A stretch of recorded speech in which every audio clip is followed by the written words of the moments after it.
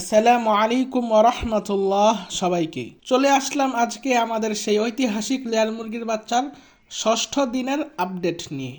আপনারা দেখতেই পারতেছেন যে আমার মুরগির বাচ্চাগুলো খাবার খাচ্ছে, আর ওদের মা খালি খাবারের পাত্রে এসে বসে থাকবে। খাবারের পাত্রে বসে থাকলে যে বাচ্চারা খেতে পারবে না সেটা তাদের মা বুঝে না। বিষয়টা হাস্যকর। তারপরে এই যে দেখেন আজকের আবহাওয়া, আজকে একটু মেঘলা মেঘলা আকাশ, যে কোনো সময় বৃষ্টি হতে পারে, আর এমন টাইমে বৃষ্টি হলে মুরগির বাচ্চার জন্য খুবই ক্ষতিকারক হবে। আশা করি বৃষ্টি যেন না হয়। এই দেখেন আপনাদেরকে আর একটু পরিষ্কার করে দেখে, এই দেখেন আকাশ কিরকম মেঘলা হয়ে আছে, যে কোনো টাইমে বৃষ্টি নামতে পারে। এই দেখেন মাশাআল্লাহ মুরগির বাচ্চাগুলো কিভাবে সুন্দর করে খাচ্ছে। ওর মাস খালি বসে থাকবো খাবারের পাত্রে, বাচ্চাদেরকে খেতেই দিবে না। উঠ বেড়া যা, খালি বেটা এই জায়গায় বসে থাকোস বেটা, তোর বাচ্চারা খাইতে পারবো না, তুই কেটা বুঝোস না? আচ্ছা যাই হোক, বাদ দেন এই কথা। এই দেখেন মাশাআল্লাহ মুরগির বাচ্চাগুলো কি সুন্দর করে খাবারগুলো খাচ্ছে। ওর মা এটা বুঝতেই চায় না।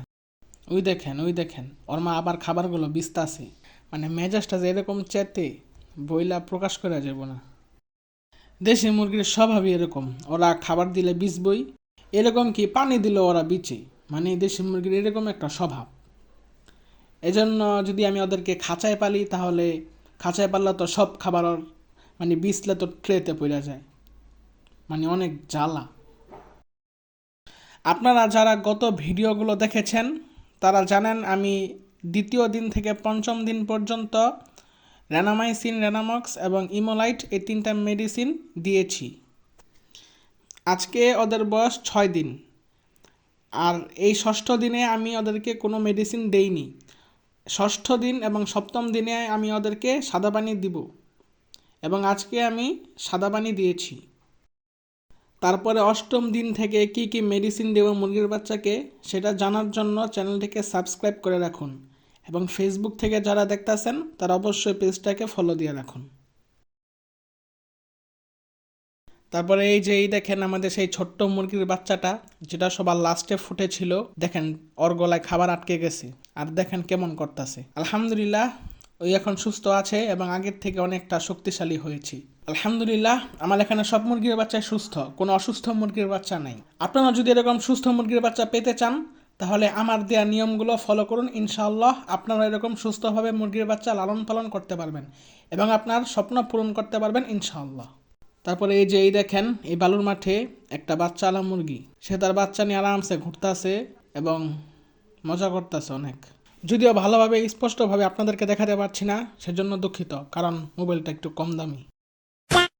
আপনারাই বলেন এই কাজটা কি ঠিক হয়েছে? এত ছোট ছোট মুরগির বাচ্চাগুলোকে ওর মার সাথে এত ছোটোকালেই ছেড়ে দেওয়া মোটেও ঠিক নয়, কারণ যে কোনো সময় কাকে নিয়ে যেতে পারে, চিলে নিয়ে যেতে পারে। আবার আমাদের ওই পারে বেজি আছে অনেক, বেজিদের যে কোনো টাইমে নিয়ে যেতে পারে। আবার এই যে বালুর মাঠে প্রায় প্রায় কুকুর আসে অনেকগুলা, কুকুরও নিয়ে যেতে পারে। মানে বলা যায় না, এভাবে ছেড়ে দেওয়া মোটেও ঠিক কাজ নয়, এতে আপনার গুনাহ হবে অবশ্যই, কারণ এগুলা এখন ছেড়ে দেওয়ার বয়স না, এগুলো এখন আটকিয়ে লালন পালন করতে হবে। তারপর যখন বয়স হবে 1 মাস তখন আপনি ছেড়ে দেন, কারণ তখন আপনাকে অবশ্যই ছেড়ে দিতে হবে।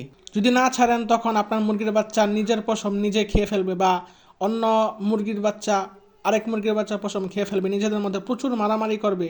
আর আপনি যদি ছেড়ে মুরগি লালন পালন করতে চান তাহলে অবশ্যই 1 মাস পরে মুরগির বাচ্চাগুলোকে ছেড়ে দিবেন, কারণ তখন প্রকৃতির সাথে কীভাবে লড়াই করে বেঁচে থাকতে হয় সেটা তারা তাদের মায়ের কাছ থেকে শিখে নেবে। এই দেখেন মাশাআল্লাহ মুরগির বাচ্চাগুলো কি সুন্দর করে পানিগুলো খেয়ে নিচ্ছে। এই দৃশ্যগুলো দেখতে খুবই ভালো লাগে, এগুলা পালন করি মনের মধ্যে একটা মানসিক শান্তি লাগে অনেক। আর আজকে কিন্তু কোনো মেডিসিনে পানি দেই নাই, এটা আগে বলে রাখছি, এবং সপ্তম দিনেও দিব না। আচ্ছা আজকে বলতে বলতে অনেক কথা বলে ফেললাম। সবাই কোরআন এবং সুন্নাহ অনুযায়ী জীবনযাপন পরিচালনা করবেন, এবং অবশ্যই আপনার পোষা প্রাণীর প্রতি যত্ন নেবেন। তাহলে আজকের মতো এখানে ভিডিওটি শেষ করছি। আসসালামু আলাইকুম।